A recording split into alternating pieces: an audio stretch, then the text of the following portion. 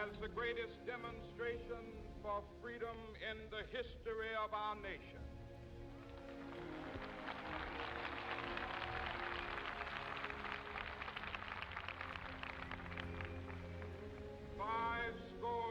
Years ago,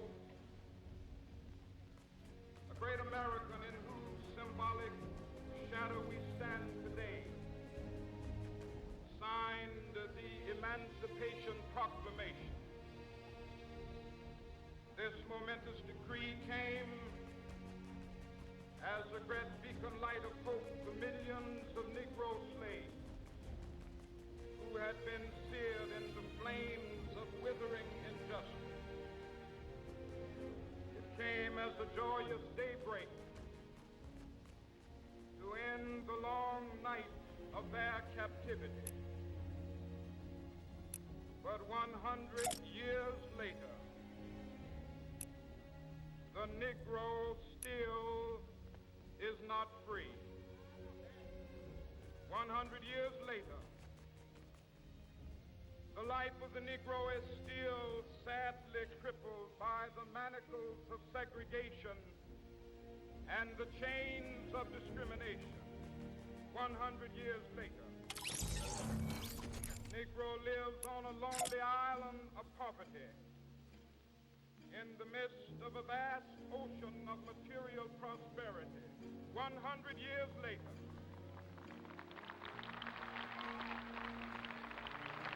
Negro is still languished in the corners of American society, finds himself in exile in his own land. So we've come here today to dramatize a shameful condition. In a sense, we've come to our nation's capital to cash a check. When the architects of our republic wrote the magnificent words of the Constitution and the Declaration of Independence, they were signing a promissory note to which every American was to fall heir. This note was a promise that all men, yes, black men as well as white men, would be guaranteed the unalienable rights of life, liberty, and the pursuit of happiness. It is obvious today that America has defaulted on this promissory note insofar as her citizens of color are concerned. Instead of honoring this sacred obligation, America has given the Negro people a bad check, a check which has come back marked insufficient funds.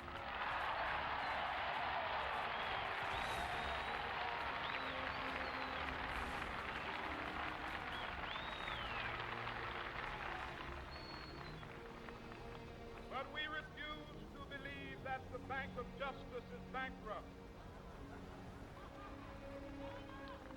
We refuse to believe that there are insufficient funds in the great vaults of opportunity of this nation. So we've come to cash this check, a check that will give us upon demand the riches of freedom and the security of justice.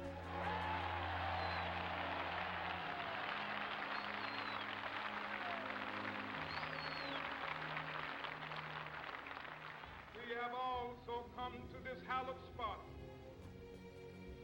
to remind America of the fierce urgency of now.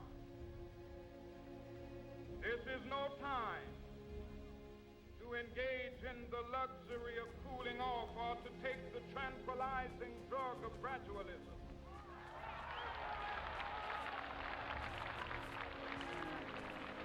Now is the time to make real the promises of democracy.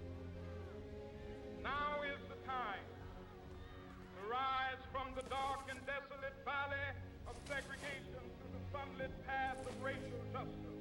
Now is the time to lift our nation from the quicksands of racial injustice to the solid rock of brotherhood. Now is the time.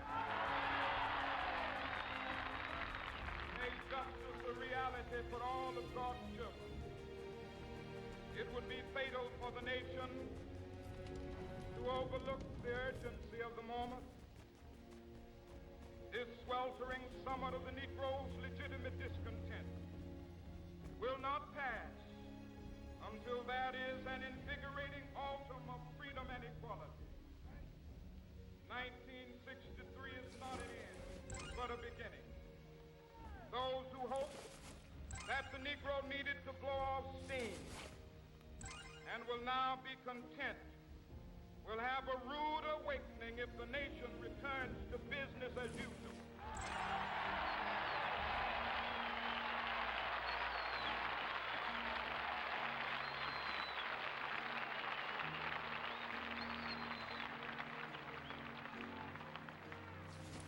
There will be neither rest nor tranquility in America till the Negro is granted his citizenship rights. The whirlwinds of revolt will continue to shake the foundations of our nation until the bright day of justice emerges. That is something that I must say to my people who stand on the warm threshold which leads into the palace of justice. In the process of gaining our rightful place, we must not be guilty of wrongful deeds. Let us not seek to satisfy our thirst for freedom by drinking from the cup of bitterness and hatred.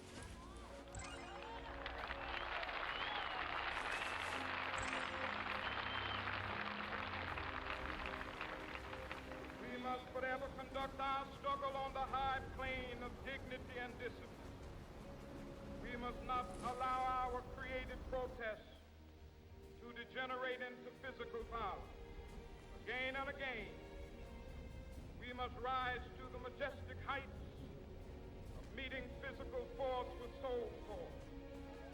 The marvelous new militancy which has engulfed the Negro community must not lead us to a distrust of all white people.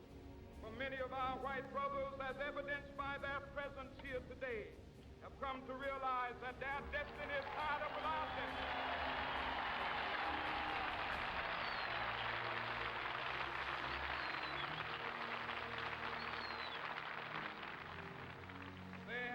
To realize that their freedom is inextricably bound to our freedom. We cannot walk alone. As we walk, we must make the pledge that we shall always march ahead. We cannot turn back. There are those who are asking the devotees of civil rights, when will you be satisfied? We can never be satisfied as long as the Negro is the victim of the unspeakable horrors of police brutality. We can never be satisfied as long as our body is heavy with the fatigue of travel, cannot gain lodging in the motels of the highways and the hotels of the city.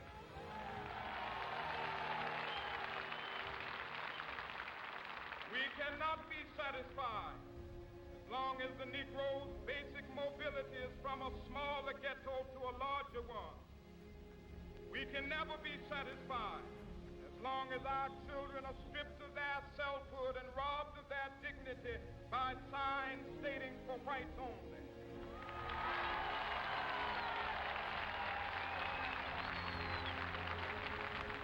We cannot be satisfied as long as the Negro in Mississippi cannot vote and a Negro in New York believes he has nothing for which to vote.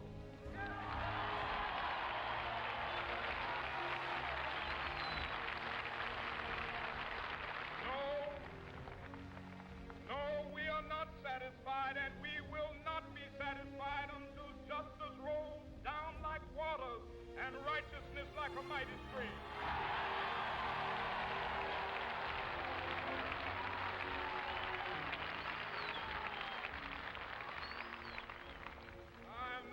Unmindful that some of you have come here out of great trials and tribulations.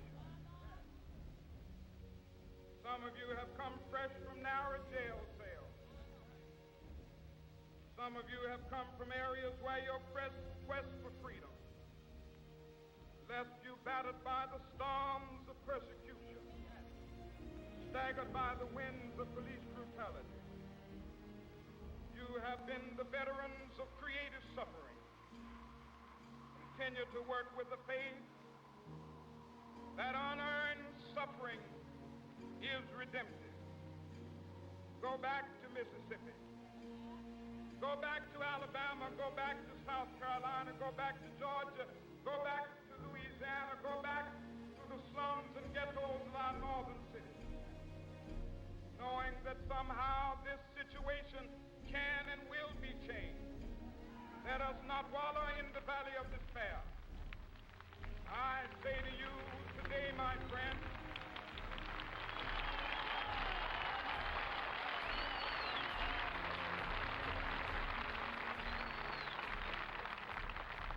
so even though we face the difficulties of today and tomorrow, I still have a dream. It is a dream deeply rooted in the American dream. I have a dream that one day this nation will rise up, live out the true meaning of its creed. We hold these truths to be self-evident, that all men are created equal.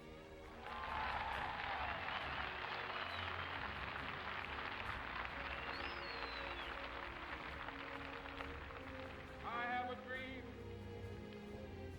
that one day on the red hills of Georgia, sons of former slaves and the sons of former slave owners will be able to sit down together at the table of brotherhood. I have a dream that one day even the